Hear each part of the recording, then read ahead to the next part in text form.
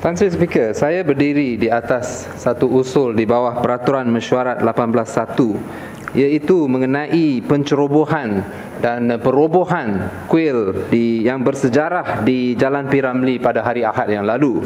Saya telah dan juga usul ini adalah untuk mendesak kerajaan untuk mengembalikan tanah yang dirampas pada hari Ahad. Yang berhormat. Yang berhormat. Bagi saya peluang yang berhormat. Nanti dulu Tan Sri. Yang berhormat. Bagi saya peluang. Saya nak terangkan saja. Yang berhormat. Duduklah berhormat. Tan Sri Speaker. Yang berhormat, duduk dulu yang berhormat. Terangkan dulu. Duduk dulu yang berhormat. Explain. Yang berhormat, duduk dulu. Bagi saya peluang. Duduk dulu berhormat. Ya. Ahli yang berhormat, ini untuk makluman semua, supaya ahli yang berhormat ambil iktibar mengenai dengan perkara yang dibincang ini. Ahli yang berhormat telah mengutus satu email kepada saya untuk peraturan mesyuarat di bawah 18.1. Oleh kerana saya tidak nak untuk mengganggu perbahasan, saya panggil yang berhormat di pejabat saya. Belum pernah saya buat untuk berunding. Kerana format yang diantar kepada saya adalah satu format yang di luar skop 18.1. Saya jawab ahli yang berhormat dengan baik. Kerana semalam saya terima lagi satu email tengah malam. Email itu ditujukan kepada pegawai saya dan di forward kepada saya. Perkara yang sama. Maka terpaksa saya jawab. Ini jawaban saya sebelum yang berhormat bercakap. Saya alamatkan kepada surat ini kepada yang berhormat. Saya kata, usul di bawah peraturan 18.1 merupakan satu usul bagi merunding perkara tertentu. Merunding. Ambil iktibar. Keyword merunding. Oleh yang demikian, usul yang berkenaan hendaklah bertujuan untuk merunding dan bukan dengan tujuan lain. Saya tidak membenarkan usul yang berhormat selaras dengan kehendak peraturan mesyuarat 18.7 dan C. Bagi peguam-peguam yang ada dalam diwan ini, ambil perhatian. 4, paragraf 4. Saya kata, sehubungan dengan hal ini, sukacita saya menarik perhatian yang berhormat kepada peraturan mesyuarat 18.8. Ambil.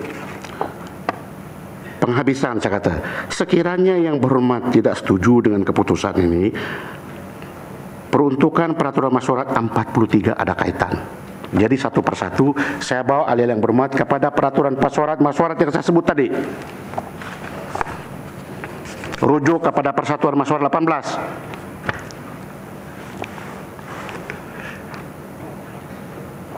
Siapa ahli selain daripada menteri pada waktu yang ditetapkan menurut peraturan mesyuarat 14 bolehlah berdiri di tempatnya dan meminta kebenaran hendak mencadangkan supaya ditangguhkan majlis mesyuarat dengan tujuan hendak merunding perkara. Okey. 18.2 mengatakan seorang ahli yang hendak meminta izin mencadangkan supaya majlis mesyuarat ditangguhkan hendaklah mengeluarkan pemberitahu bersurat.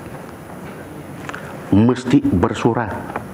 Karena implikasi ialah kadang-kadang ada satu hari beberapa yang berhormat mengantar notis di bawah 18.1. Bermakna dia diperlukan bersurat karena surat pertama yang datang di meja saya sebagai speaker itu yang dijawab ataupun sama ada saya benarkan pada hari esok atau tidak. Tetapi yang berhormat memilih untuk email kepada saya. Pun demikian, saya layan yang berhormat dengan baik, saya bawa berunding kemarin supaya format diubah. Ini usul yang berhormat. Saya baca, ini untuk semua kita ambil iktibar.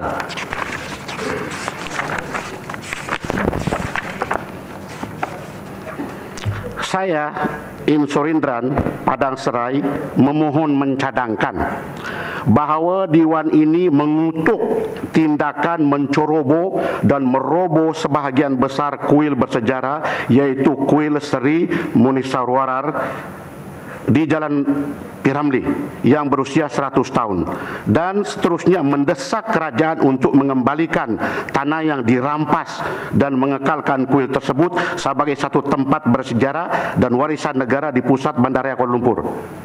Mendesak Diwan. Bermakna wording ini bagi peguam-peguam bantu saya melibatkan Diwan untuk membuat satu ketetapan mengutuk. 18.1 merunding sesuatu perkara yang berlaku secara mendadak, berkepentingan orang ramai, perlu disegerakan. Saya tolak. Jadi saya bangkit perkara-perkara yang saya sebut tadi. Peraturan Masyuarat 18.8. Seseorang ahli tidak boleh mengeluarkan semula perkara yang sama dalam masyuarat yang sama jika perkara itu telah ditolak oleh yang berhormat, oleh yang dipertua di bawah peringkat 2. Yang dipertua boleh menolak dalam kamar mana-mana usul yang dikemukakan kepadanya jika tuan yang dipertua berpuas hati bahwa pencadangnya hanya berniat hendak mengambil peluang berucap di dalam majlis masyuarat. Atau itu C, apa-apa usul melanggar mana-mana syarat dalam peraturan-peraturan masyuarat. Saya membangkitkan perkara ini yang berhormat supaya jangan saya dinampak oleh orang seluar sana bahawa semua tindakan yang saya buat, saya semata-mata ikut perasaan dan saya ikut telunjuk kerajaan. Okey. Saya katakan kepada yang berhormat melalui surat saya, kalau yang berhormat tidak bersetuju dengan tindakan saya ini, saya bawa perhatian yang berhormat kepada peraturan masyuarat 43, iaitu untuk mengkaji keputusan yang saya buat mesti melalui usul bersendiri dengan notis 2 hari. Jadi kalau yang berhormat pun tidak ikut itu, lepas itu mau menghabiskan masa, saya tidak ada pilihan lain. Saya terpaksa menggunakan peraturan masyuarat 43 untuk mengeluarkan yang berhormat. Tetapi okey, tidak apa, saya baca untuk kepentingan semua.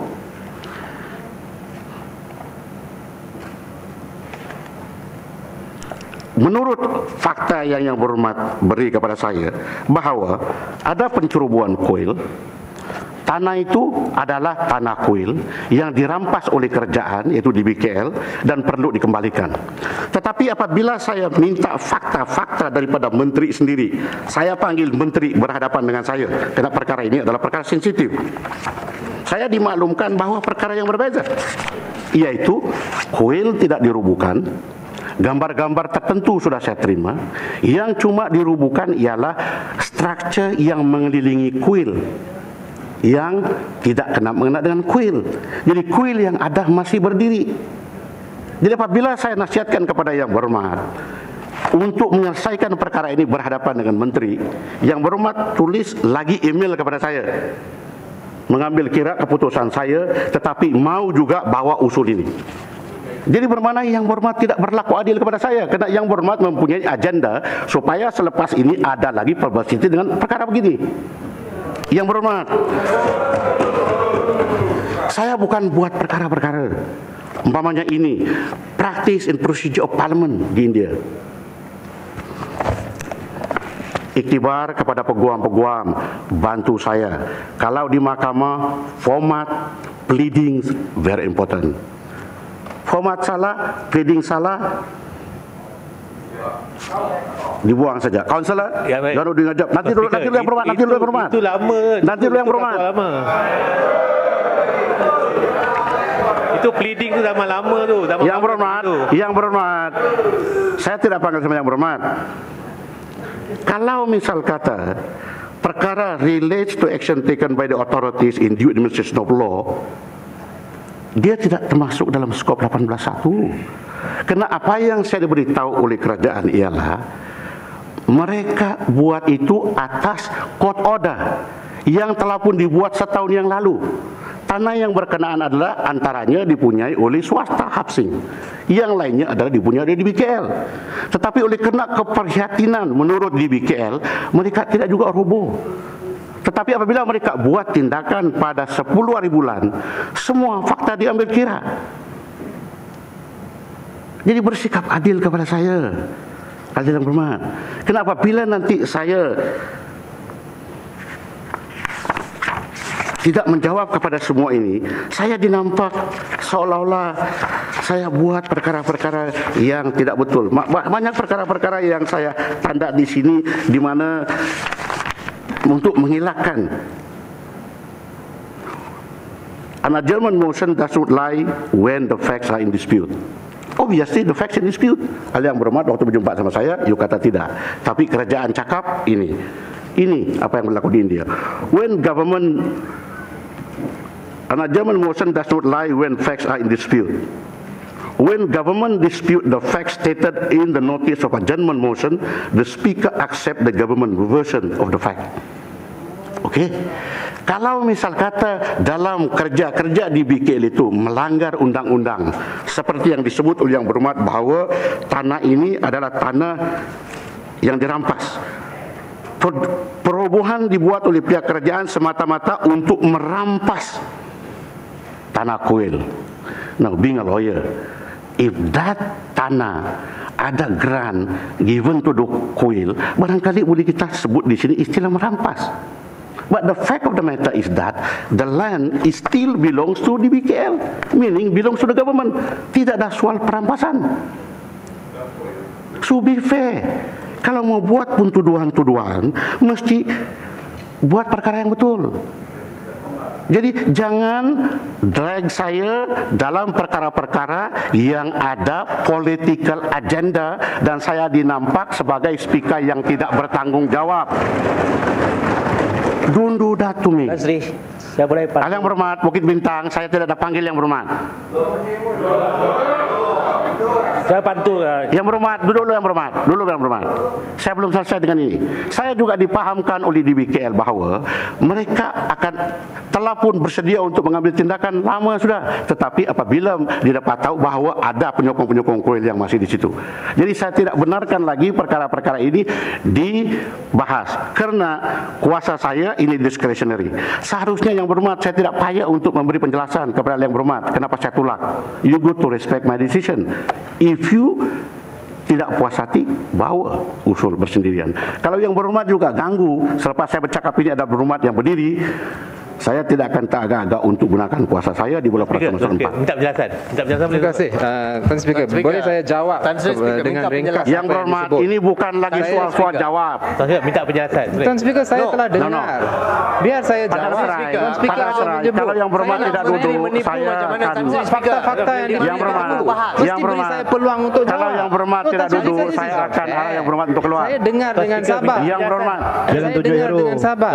yang berhormat sahaja. Kalau yang berhormat tidak duduk, saya arah yang berhormat untuk keluar. No, Tuan Speaker. Tuan Speaker perlu memberi saya peluang untuk jawab. Ada yang berhormat. Oleh kerana yang berhormat Padang Serai enggan untuk mematuhi arahan saya selaras dengan peraturan mesyuarat. Sekarang ini saya arahkan yang berhormat Padang Serai untuk meninggalkan Dewan. Ini tidak adil.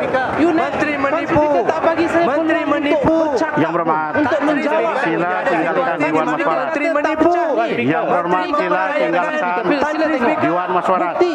Bukti dipecah. Mana perlu kita bahas?